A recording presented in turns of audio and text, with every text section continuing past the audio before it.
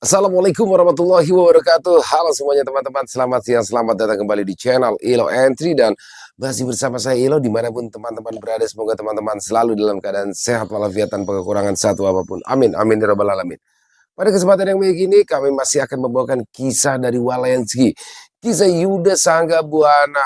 Aduh, jadi kemarin Yuda yang kembali ke masa silam, kali ini sudah kembali lagi ke real life ya. Dan makin seru aja pokoknya nih. Buat Walensky sekali lagi terima kasih atas kisahnya yang luar biasa, atas izinnya untuk kami bisa membawakan kisahnya yang luar biasa ini. Dan buat teman-teman mungkin yang suka baca bisa mengunjungi karya karsa daripada Walensky ya. Kisahnya keren-keren banget di sana. Dan sebelum kita masuk ke dalam kisahnya, buat teman-teman mungkin yang baru bergabung, kami ucapkan selamat bergabung dan bisa diklik dulu dong tombol subscribe-nya, jangan lupa lonceng notifikasinya dinyalakan agar teman-teman selalu mendapatkan notifikasi dari konten-konten yang akan kami upload di setiap harinya. Untuk channel Elo Entry kami upload setiap hari teman-teman ya, setiap siang jam 12 siang waktu Indonesia bagian Barat. Dan gak pakai berlama-lama lagi ya. Pasti udah gak sabaran kan untuk masuk ke dalam kisahnya. Siapin kopinya, siapin cemilannya. Langsung saja kita masuk ke dalam kisahnya. Dari halaman belakang rumah Bang Ilo, kita menuju ke Jawa Timur.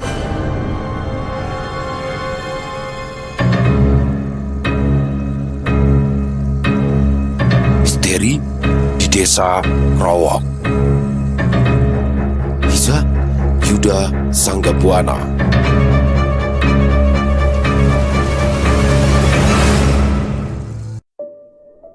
Permisi Pak, ku ketuk pintu sambil mengucap salam, lalu terdengar suara jawaban si pemilik ruangan dari dalam sana. Masuk. Ku buka pintu, lalu melangkah masuk. Pak Yanto, sang manajer pabrik tersenyum lebar seraya mempersilakan duduk. Ayo, duduk Yud. Aku mengiyakan, lalu duduk di kursi yang ada di depan meja kerjanya.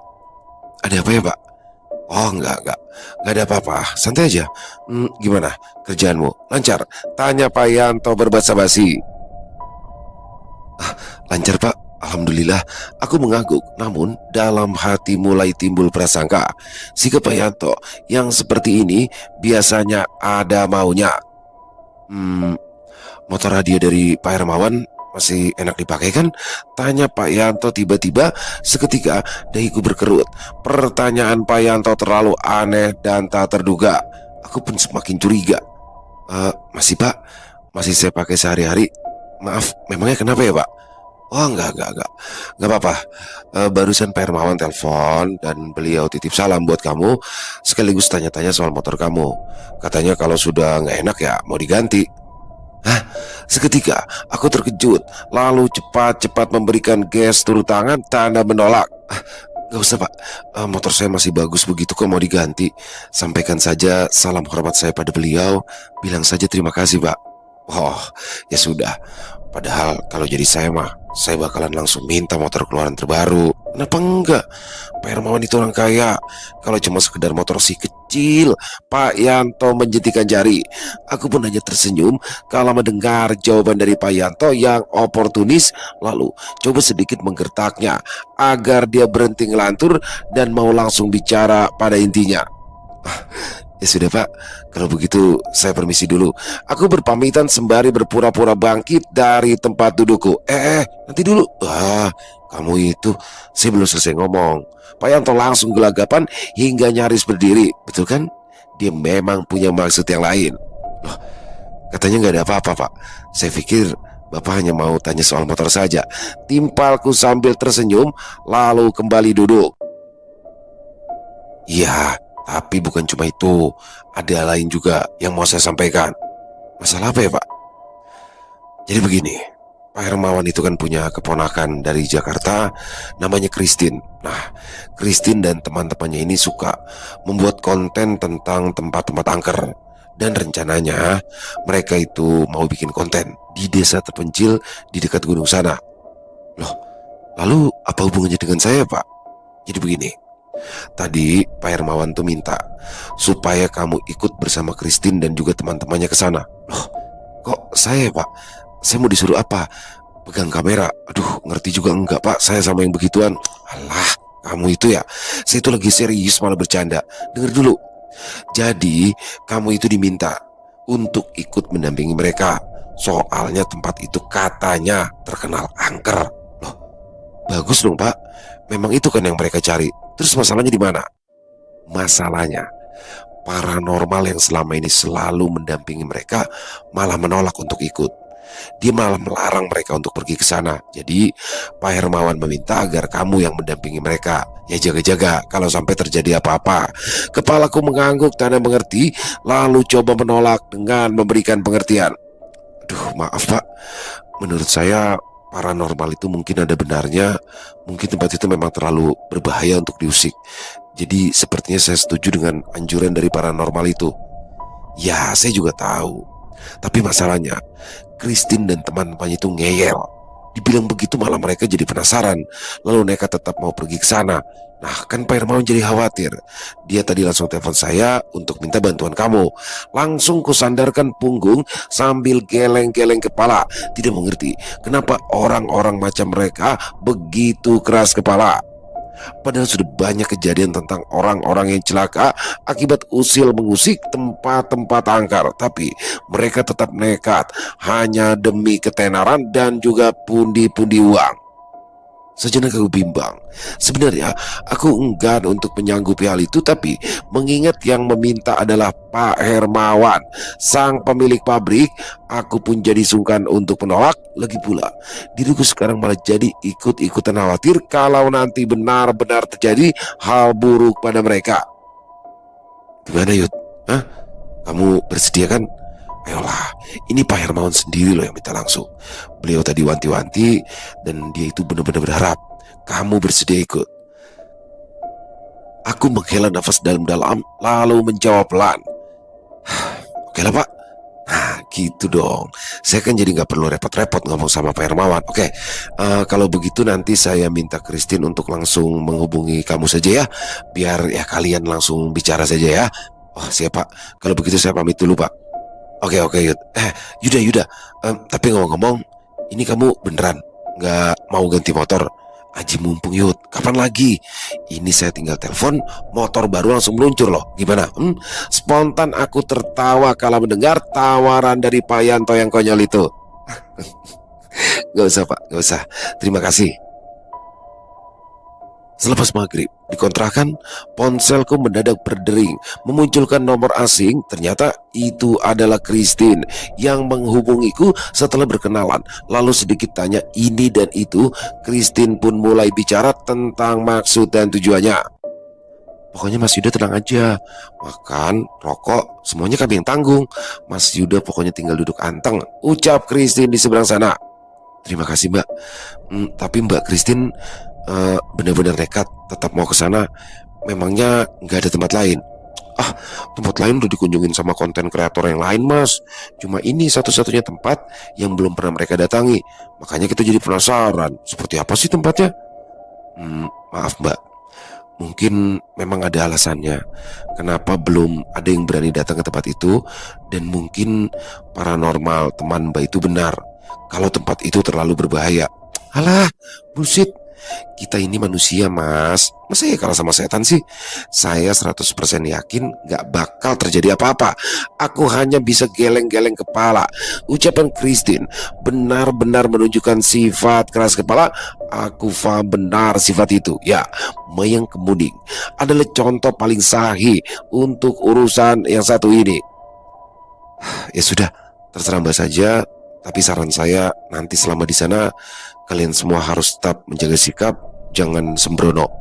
Beres Mas, itu dong. Itu baru namanya laki-laki sejati. Masa iya Mas Yuda yang katanya dukun malah kalah sama yang orang biasa. Oke ya, besok pagi kita berangkat. Mas Yuda tunggu aja di rumah. Pokoknya nanti kita jemput. Christine lantas menyudahi pembicaraan kami. Aku hanya bisa merenung dulu. Orang-orang begitu takut dan menghindari tempat-tempat angker, tapi sekarang mereka malah antusias untuk berkunjung ke sana. Dunia benar-benar sudah terbalik. Selepas Isya, aku mulai mempersiapkan barang-barang bawaan untuk besok. Christine dan teman-temannya punya rencana untuk menginap beberapa hari di sana. Dan seperti biasa, tidak terlalu banyak barang bawaan yang kubawa. Sarung dan peralatan sholatlah yang paling utama. Belum selesai beres-beres, mendadak saja tercium harum bunga melati yang memenuhi seisi ruangan. Aku langsung menarik nafas dalam-dalam. Si bawel Ya, si bawel ini pasti sudah tahu rencanaku untuk pergi. Mau kemana kamu? Mayang kemuning mendadak muncul tepat di sampingku. Dia berdiri sambil bersedekap tangan dengan wajah penuh curiga. Kamu itu kalau datang ya mbok, ucap salam dulu gitu. Jangan tiba-tiba muncul begitu. Kalau aku lagi nggak pakai baju gimana coba? Jawabku coba untuk berkelakar, mencoba menghambat rentetan pertanyaan Mayang yang kuyakini sebentar lagi bakal mengalir deras bak tsunami. Gak lucu ah. Kamu jangan coba-coba mengalihkan perhatian ya. Sekali lagi aku tanya, kamu mau kemana? Ku hela nafas sebentar lalu menjawab dengan santai. Aku diminta sama Pak Hermawan untuk mendampingi keponakannya pergi ke desa Krowok. Gak tahu di sana mau apa. Jawabku sembari memasukkan kaos kaki ke dalam tas. Pak Hermawan. Pak Hermawan itu bapaknya si Erlin kan, yang genit itu kan. Lalu keponakannya perempuan juga kan, iya kan? Iya. Tapi kami nggak hanya berdua, ada teman-teman yang lain kok. Aku itu hanya diminta mendampingi mereka selama di sana. Cuma itu. Terus kamu mau? Ya mau gimana lagi Mayang. Aku nggak enak lah nolak permintaan Pak Hermawan. Lagi pula kan juga cuma beberapa hari. Alasan pakai bawa-bawa nama Pak Hermawan segala. Kamu mau karena yang minta perempuan kan? Coba kalau yang minta laki-laki, kamu pasti nolak. Kata siapa? Kata siapa? Siapapun yang minta pertolongan, aku akan tetap mau. Ya kebetulan aja ini perempuan. Lagi pula kan aku gak punya maksud apa-apa. Aku itu cuma takut mereka celaka. Itu aja. Mayang kemuning terdiam dengan wajah super cemberut, bibirnya mengerucut dengan mata memandang sinis, tapi tetap cantik. Sementara aku sudah selesai beres-beres, mataku melirik Mayang yang malah membuang muka. Aku menghampirinya, lalu membelai-belai rambutnya, berharap emosinya mereda. Udah dong ngambeknya. Aku tahu, sebenarnya kamu paham kenapa aku ikut. Kamu itu gak perlu khawatir ya. Aku gak bakal kepincut perempuan lain.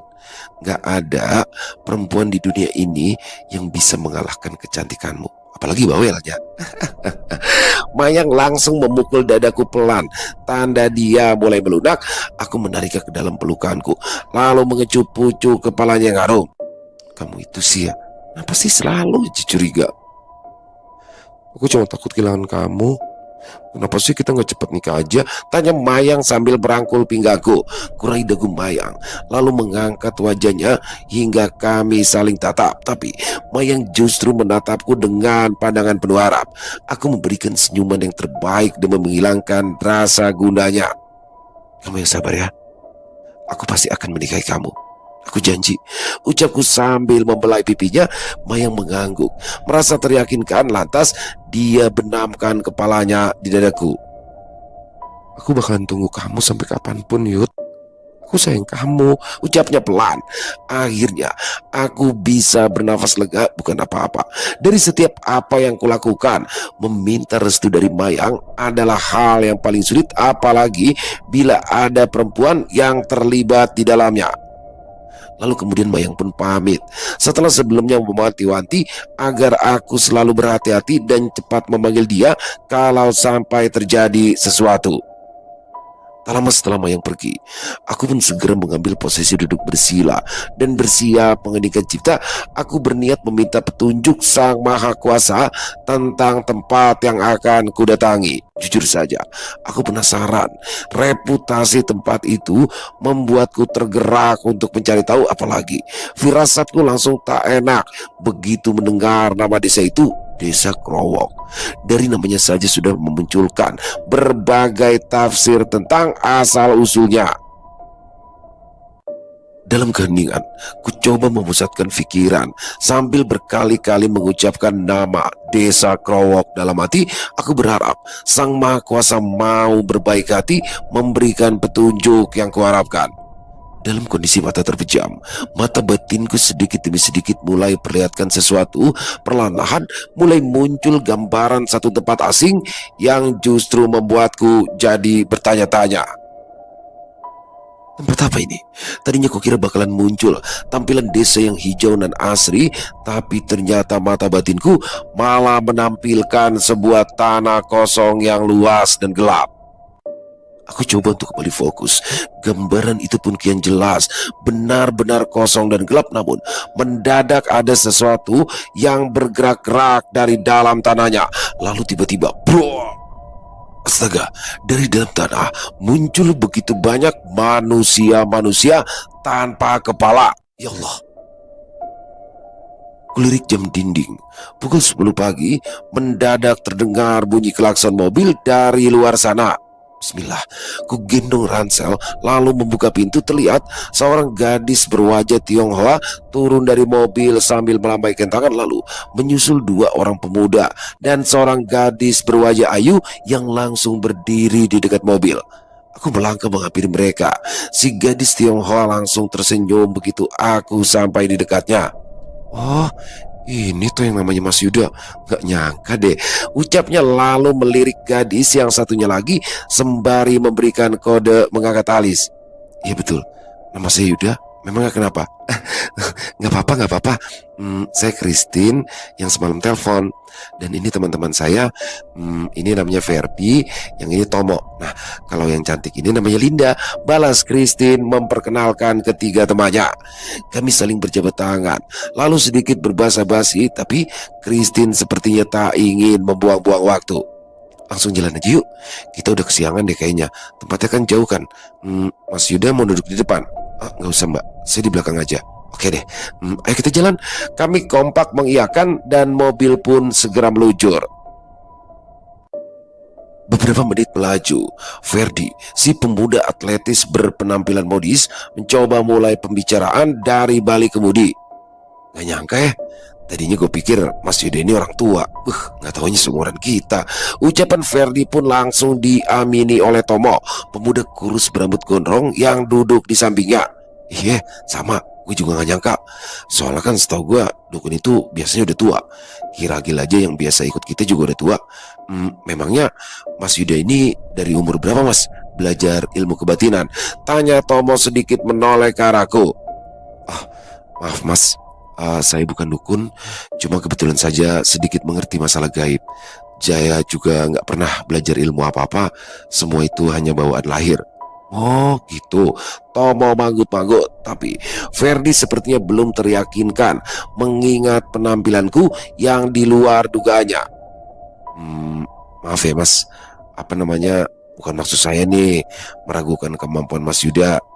Tapi apa Mas Yuda yakin bisa jaga kita-kita? Lah itu Kiragil yang kawakan aja nyerah, dia gak berani ikut. Christine spontan menyaut sengit. Sembarangan aja sih kalau ngomong. Mas Yuda ini orang yang udah bantu Om Hermawan waktu dikirimin santet. Mas Yuda juga pernah nyembuhin kesurupan massal yang ada di pabrik, ya kan mas? Aku pun hanya bisa nyengir. Lalu Christine menyikut Linda yang sejak tadi hanya diam saja di sampingnya. Lin, kok diam aja sih? Mau gue yang nanyain. Apaan sih? Linda nampak risih. Gadis berparas ayu itu langsung membuang muka dengan wajah merona merah. Lah, pakai malu-malu segala. Cuek aja kali. Ejek Christine lalu beralih padaku. Mas Yuda udah punya pacar belum? Linda jomblo nih. Linda langsung mendelik, tapi Christine malah tertawa terbahak-bahak diikuti Tomo dan Verdi. Tomo yang rupanya juga masih penasaran lalu kembali melontarkan pertanyaan. Mas, kalau boleh tahu sudah pernah ketemu setan apa aja ya mas? Pocong, genderuwo, kuntilanak, atau siluman ular barangkali? Gak banyak mas. Ya gak jauh beda dari mas yang sebut tadi. Tapi kalau siluman ular saya malah belum pernah dengar. Memangnya ada? Tomo seketika berbalik badan. Ada mas. Wah gimana sih? Masa gak tahu? Saya sendiri tuh udah pernah lihat mas. Badannya ular tapi kepalanya manusia. Nyeremin banget mas. Kalau kata orang-orang sih itu rajanya siluman ular. Saya lihat sendiri mas waktu kami ke Jogja. Begitu. Aku hanya manggut-manggut, tapi dalam hati aku jadi geli sendiri. Apa Mas Yuda sudah punya gambaran tentang tempat yang bakal kita datengin? Christine coba beralih pada topik pembicaraan lain. Gak banyak mbak, tapi yang pasti tempat ini sepertinya bukan untuk main-main. Makanya saya maklum kalau paranormal yang namanya Kiragil tadi melarang kalian untuk pergi ke sana.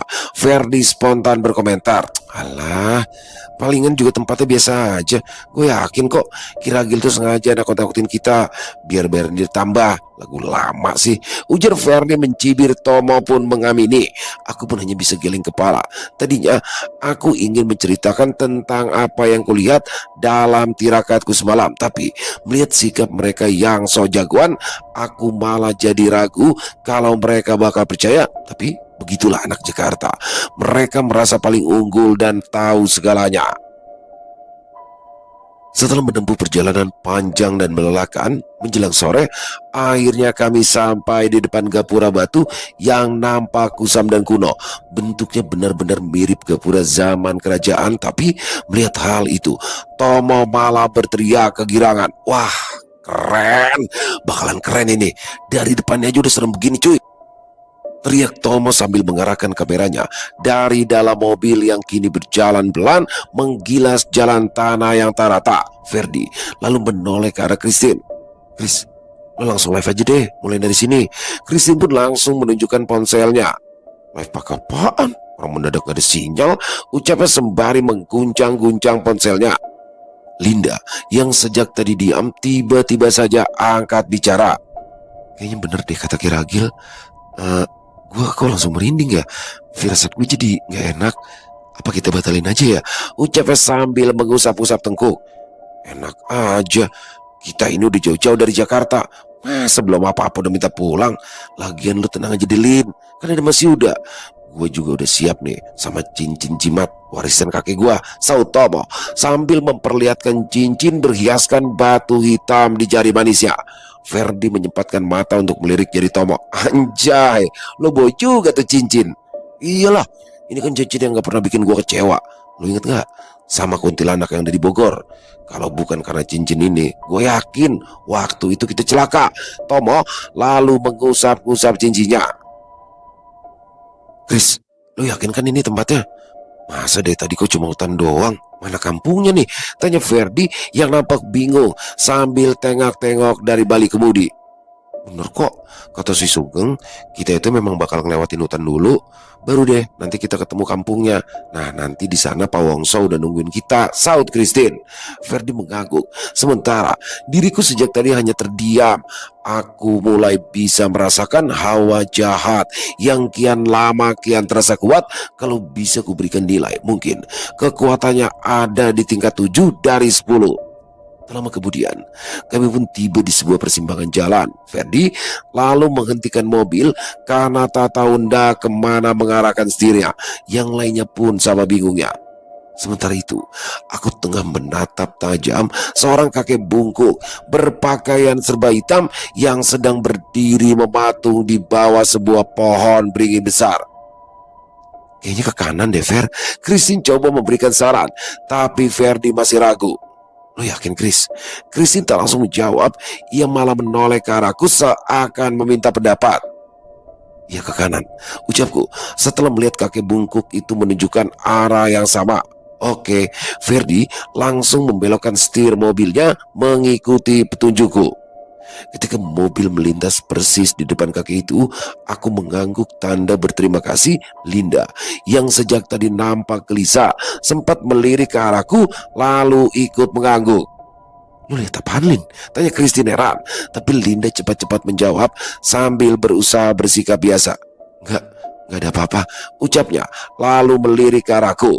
Aku tersenyum pada Linda. Kini aku tahu kenapa sejak tadi dia jadi gelisah. Rupanya dia juga punya kelebihan hingga mampu merasakan apa yang aku rasakan. Bahkan dia bisa melihat sosok kakek itu yang jelas-jelas bukan sosok manusia. Hari mulai gelap ketika kami sampai di mulut sebuah desa yang sepi. Sepanjang perjalanan kami hanya disuguhi jejeran rumah yang renggang dan nampak lengang dalam suasana remang. Tak lama kemudian kami menjumpai seorang lelaki setengah baya yang berdiri di depan sebuah rumah sambil melambaikan tangan. Ferdi pun langsung menghentikan mobil. Satu persatu dari kami pun turun dari mobil sementara lelaki setengah baya itu melangkah mendekat. "Saya Pak Wongso," kepala desa sini. Selamat datang di desa kami. Christine menjabat tangan Pak Wongso lalu memperkenalkan diri. Saya Christine Pak, temannya Sugeng. Wow, ini yang namanya Mbak Christine. Sugeng sudah cerita. Ya wes, ayo mari masuk dulu. Kami berlima mengikuti Pak Wongso untuk masuk ke dalam rumah. Tomo kembali menyorotkan kameranya ke sana kemari, sementara yang lain jelalatan memperhatikan seisi rumah. Lin, jadul banget ya rumahnya. Ferdi berbisik dekat telinga Linda, tapi Linda tidak memberikan respon apa-apa. Silakan duduk dulu. Istri saya sedang menyiapkan minum. Kalian mau makan? Pak Wongso sopan menawarkan. Gak usah Pak, terima kasih, saut Christine sambil duduk di samping Linda yang sejak tadi hanya terdiam. Ferdi yang ikut duduk di sampingku langsung meregangkan badannya, sementara itu Tomo dia masih sibuk dengan kameranya. Bagaimana perjalanannya? Pak Wongso coba mengawali pembicaraan demi mencairkan suasana. Lancar Pak, tapi tadi kami sempat bingung tuh waktu ketemu persimpangan di hutan sana Pak, saut Christine. Persimpangan? Pak Wongso heran sampai mengerutkan dahi, wajah ramanya seketika berubah tegang. Iya Pak, memangnya kenapa ya? Christine menjawab tak kalah heran. Oh enggak apa-apa. Yang penting sekarang kalian sudah sampai, saut Pak Wongso mencoba untuk bersikap biasa. Lalu muncul dari dalam dapur seorang wanita parubaya berwajah keibuan membawa nampan berisikan air minum. Monggo diminum dulu. Wanita itu ramah menawarkan sembari meletakkan nampan di atas meja. Pak Wongso kemudian memperkenalkan wanita itu yang tak lain adalah istrinya. Ini Sumirah, istri saya. Kami pun kompak mengangguk pada Bu Sumirah yang kini duduk di samping Pak Wongso. Wanita itu lalu bicara, coba menunjukkan keramahannya. Kamar kalian sudah siap. Yang laki-laki nanti tidurnya di kamar sana dan yang perempuan di kamar sebelahnya. Jelas Bu Sumirah sembari menunjukkan 2 kamar yang berjajar. Ya Bu, terima kasih, saut Christine. Ya sudah, saya tinggal ke belakang dulu ya, ujar Bu Sumirah lalu kembali ke dapur. Maaf Pak, dari kemarin saya cari-cari di peta kok nggak ada ya yang namanya Desa Krowok. Kami sampai kebingungan, kalau nggak dipandu petunjuk Sugeng mungkin kami udah kesasar, tanya Christine. Ya udah bakal ada Mbak, lawong namanya sudah lama diganti. Nama Desa Krowo itu adalah nama lama.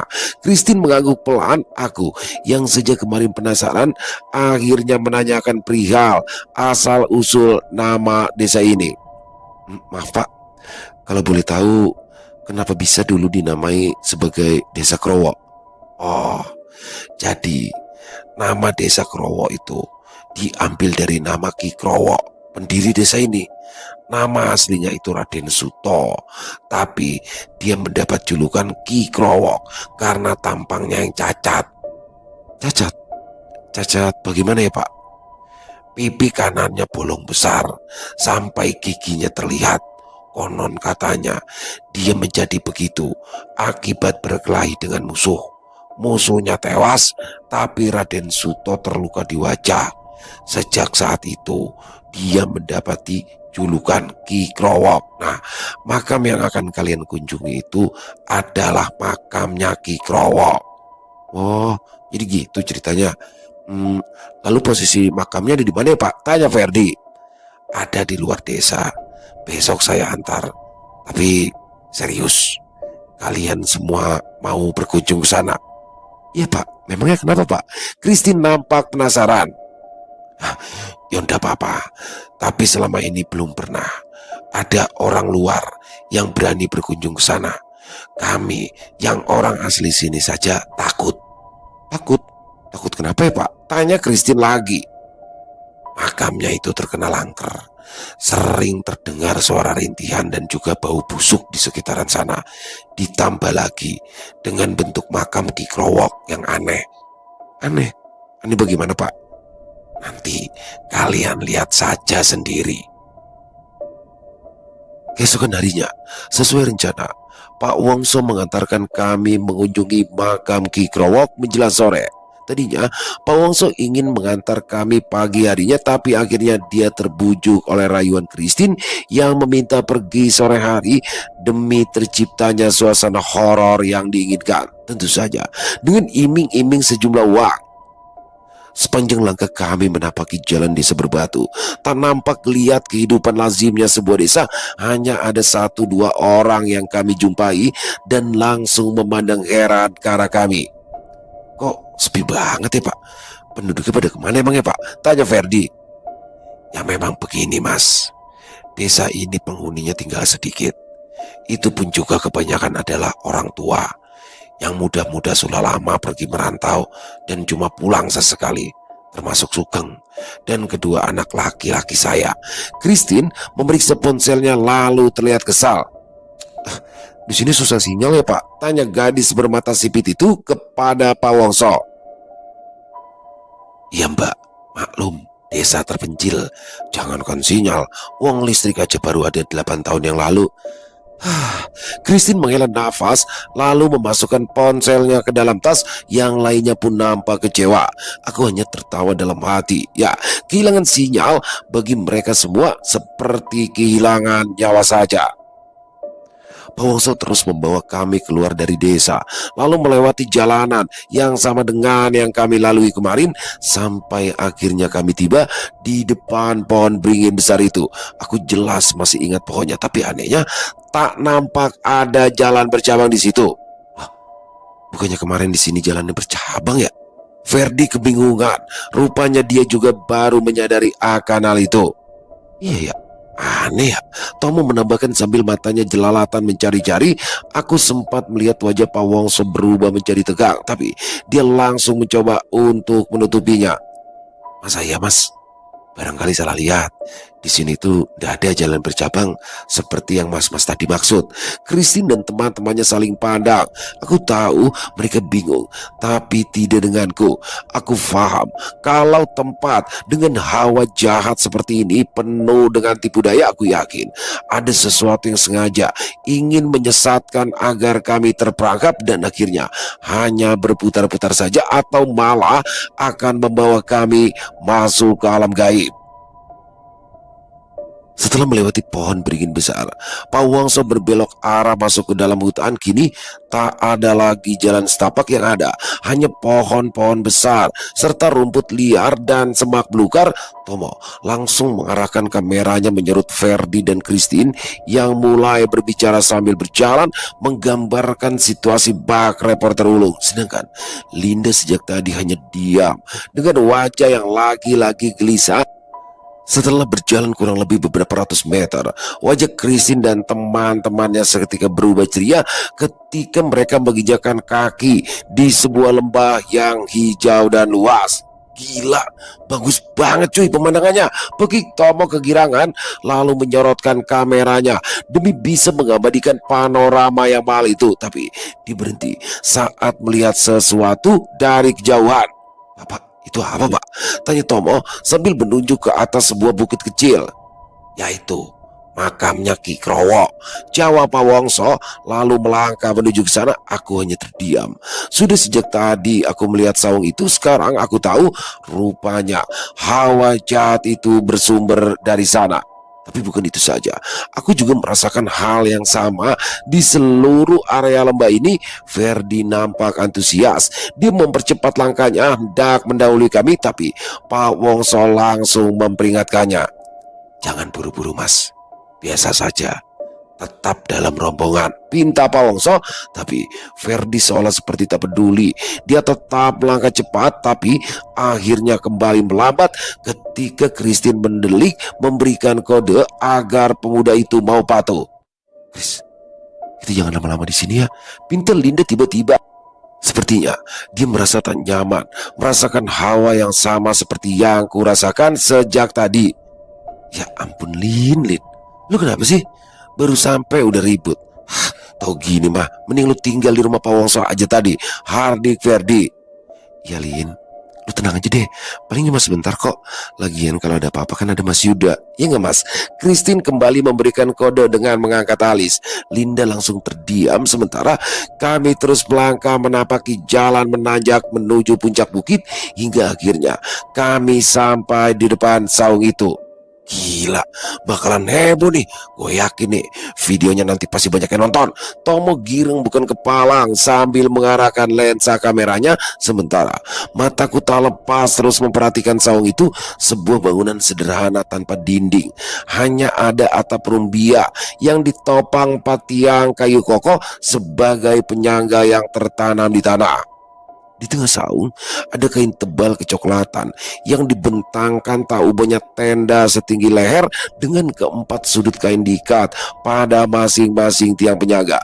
Sementara di tengah-tengah kain terbujur pocong kumal yang nampak kempes membungkus tulang belulang. Tomo langsung mengatur fokus kameranya ke arah Ferdi dan Christine yang mulai melangkah mengelilingi saung sambil mengoceh menggambarkan situasi puncak bukit dan kondisi saung sedetail mungkin. Gila guys, gila, nyeremin banget guys, aneh guys. Begitulah ucapan yang berkali-kali keluar dari mulut mereka sambil menunjuk-nunjuk ke arah pocong Ki Krowok yang seakan tergolek di atas permadani terbang. Namun ketika Ferdi hendak mendekati pocong itu, Pak Wongso buru-buru mencegahnya. Jangan dekat-dekat Mas, dari sini saja. Nah, kenapa Pak? Tidak apa-apa. Sejak dulu kami memang dilarang untuk mendekat, apalagi sampai menyentuhnya. Kami tidak tahu kenapa. Kami hanya nurut apa kata orang tua. Bener-bener aneh ya. Kok ada orang dimakamkan seperti ini? Apa Pak Wongso tahu apa sebabnya? Tanya Christine. Saya tidak tahu persis Mbak. Tapi dulu kakek saya bilang Ki Krowok sengaja dimakamkan seperti ini karena jasadnya tidak boleh menyentuh tanah. Christine manggut-manggut, tapi Ferdi seperti menyepelekan jawaban Pak Wongso lalu berseloroh konyol. Memangnya kenapa Pak? Kalau sampai nyentuh tanah bakalan hidup lagi gitu, terus loncat-loncat gitu? Iya. Pak Wongso menjawab cepat. Mimik wajah serius menandakan kalau dia tidak main-main. Seketika Ferdi terdiam. Begitu juga dengan yang lain, termasuk aku. Pak Wongso memandangi wajah kami satu persatu. Lalu dia lanjut bercerita sementara kamera Tomo kini terfokus padanya. Ki Krowok dipercaya memiliki ilmu rawa rontek. Itulah sebabnya jasadnya tidak boleh menyentuh tanah, karena diyakini akan bisa hidup lagi. Christine kembali manggut-manggut lalu menimpali. Saya memang pernah dengar sih Pak cerita tentang ilmu itu. Tapi selama ini saya pikir itu hanya cerita ya karangan dari orang-orang saja. Ternyata ilmu itu benar-benar ada ya Pak, saut Christine. Kurang lebih seperti itu Mbak. Tapi selain rawa rontek, Ki Krowok katanya juga memiliki ilmu-ilmu lain yang tidak kalah menakutkan. Bahkan konon katanya ada salah satu ilmunya yang mengharuskan dia memakan isi kepala manusia. Hah? Makan kepala manusia? Serius Pak? Sadis banget sih. Tomo terkejut bukan kepalang. Dia sampai lupa pada kameranya yang kini fokusnya entah kemana. Ya, orang-orang bilang setelah Ki Krowok memenggal kepala para korbannya, mayat-mayatnya dia buang, lalu diterlantarkan begitu saja hingga membusuk di lembah Sewu Mayit. Sambung Pak Wongso lagi. Dai Ferdi seketika berkerut kala mendengar nama itu. Lembah Sewu Mayit? Di mana itu Pak? Pak Wongso langsung menunjuk ke arah lembah. Yaitu lembah yang di sana itu. Sejak dulu kami menyebutnya sebagai Lembah Sewu Mayit. Mendengar itu, wajah Christine dan teman-temannya seketika memucat. Cerita tentang kesadisan Ki Krowok dan keangkeran Lembah Sewu Mayit sepertinya mulai menggoyahkan mental mereka. Sedangkan aku langsung tertegun. Ternyata itu adalah jawaban dari misteri tubuh-tubuh tanpa kepala yang kulihat dalam semediku tempo hari. Pantas saja aura hitamnya terasa begitu kental. Lembah itu ternyata adalah kuburan dari para korban keganasan ilmu hitam. Setelah mendengar cerita dari Pak Wongso, sikap Christine dan teman-temannya jadi berubah. Mereka kini jadi lebih kalem dan berhati-hati selama proses pengambilan gambar berlangsung. Selama itu pula, aku terus mengawasi sekeliling, termasuk lembah itu. Jujur saja, meskipun hamparan rumput dan hijau itu terlihat begitu memanjakan mata, tapi hawa jahat serta kisah seram di baliknya membuatku menjadi tak tenang. Hingga akhirnya mataku melihat ada seorang gadis yang sedang memperhatikan kami dari kejauhan. Siapa dia? Demit atau manusia? Maaf Pak, itu siapa ya Pak? Kok kayaknya sejak tadi dia terus merhatiin kita ya? Tanya Christine yang rupanya juga melihat sosok gadis itu. Oh, itu Utari, si anak haram. Sudah, biarkan saja. Tidak perlu digubris. Dia itu memang tinggal di lembah ini. Tinggal di sini? Berani banget ya. Tempat ini kan angker Pak, jauh dari mana-mana lagi. Hebat juga tuh cewek nyalinya, saut Tomo berdecak kagum. Ya mau bagaimana lagi, harus berani. Sebenarnya dulu ibunya Utari itu tinggal di desa waktu masih gadis. Sampai akhirnya dia itu diusir warga karena hamil tanpa suami.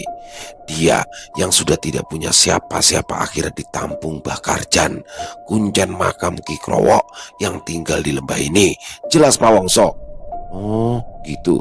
Jadi sekarang si Utari dan ibunya tinggal di tempat ini bersama dengan Mbah Karjan. Tanya Ferdi coba memastikan. Pak Wongso cepat menggeleng. Tadinya. Tapi sekarang Utari tinggal sendirian. Ibunya sudah meninggal beberapa tahun yang lalu. Sedangkan Mbah Karjan sendiri sudah lama wafat ketika Utari masih kecil. Hah? Jadi dia cuma sendirian di tempat seperti ini. Kok saya malah jadi kasihan ya? Christine kini memandang iba ke arah Utari yang masih berdiri mematung di sana. Diriku juga ikut merasa kasihan. Benakku lantas membayangkan bagaimana gadis itu menjalani hari-harinya. Hidup sebatang kara di tempat angker seperti ini jelas bukan kehidupan yang didambakan orang-orang. Tapi benakku jadi bertanya-tanya, kenapa dia tidak pindah saja? Kalau memang dia dianggap sebagai aib hingga tak bisa kembali ke desa, setidaknya dia bisa pergi ke tempat lain yang jauh lebih aman dan layak ketimbang di tempat seperti ini. Ayo, saya rasa sudah cukup. Hari mulai gelap. Lebih baik sekarang kita pulang, ujar Pak Wongso memperingatkan. Christine nampak kecewa. Begitu pula Tomo dan Ferdi. Sepertinya mereka ingin lebih lama lagi berada di tempat ini, namun mereka tak berani protes dan hanya menurut meski dengan wajah tak rela. Akan tetapi baru saja kami hendak pergi, Linda yang sejak tadi diam malah mulai bertingkah aneh. Matanya tiba-tiba melotot, mulutnya menggeram-geram. Linda, kamu kenapa? Christine bertanya heran tapi bukan menjawab. Linda malah berteriak-teriak sambil menunjuk ke arah makam Ki Krowok. Kembalikan kepalaku, kembalikan kepalaku. Christine spontan mundur ketakutan, sementara yang lainnya tersentak kaget lalu ikut mundur berapat ke arahku. Aku pun terkejut. Aku tidak menyangka kalau apa yang aku takutkan akhirnya benar-benar terjadi.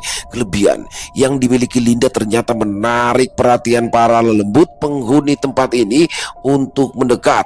Hingga akhirnya Linda kerasukan, namun tanpa diduga-duga tiba-tiba saja Linda mendekati saung lalu mengguncang-guncang kain penyangga hingga pocong Ki Krowok terguling lalu jatuh ke tanah. Ya Allah, selesai. Wow, luar biasa. Makin seru aja nih kisah Yuda Sanggabuana. Aduh, Yuda jalan-jalan sama Christine sama Linda ya kan.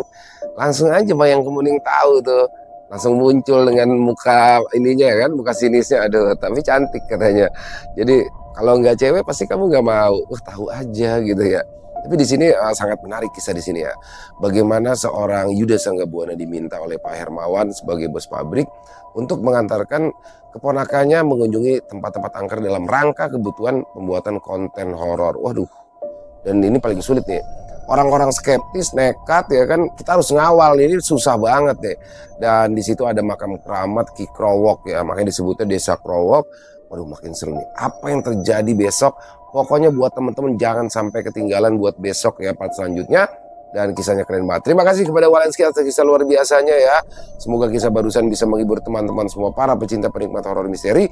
Lebih khusus lagi kepada para subscriber dari channel Ilo Entry. Dan mari kita ambil hikmah yang baik-baik saja ya dari kisah barusan, dibuang yang buruk-buruknya. Dan buat teman-teman mungkin yang punya komentar lain, punya pendapat lain, bisa menuliskan di dalam kolom komentar. Ataupun hanya sekedar saling menyapa, silakan, insya Allah kami akan menjawab satu persatu. Buat yang suka dengan videonya bisa diklik tombol like atau tombol jempolnya ya. Boleh juga dong di-share link videonya ke teman-teman yang lain agar juga ikut merasa terhibur.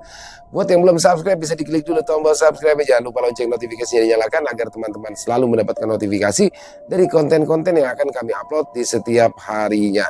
Dan kami juga ingin mengucapkan terima kasih ya kepada seluruh teman-teman yang sudah selalu setia hadir setiap harinya, yang sudah selalu mendukung kami, karena teman-temanlah kami selalu bersemangat berkarya di setiap harinya. Dan di akhir kata saya Ilo mengucapkan permohonan maaf apabila mungkin dalam pembawaan kisahnya ada kata-kata saya yang salah ataupun ada kata-kata saya mungkin yang kurang berkenan. Saya mohon dibukakan pintu maaf yang seluas-luasnya. Sampai berjumpa lagi besok jam 12 siang masih bersama saya Ilo di channel Ilo Entry. Salam sehat, sukses selalu untuk kita semua. Wassalamualaikum warahmatullahi wabarakatuh.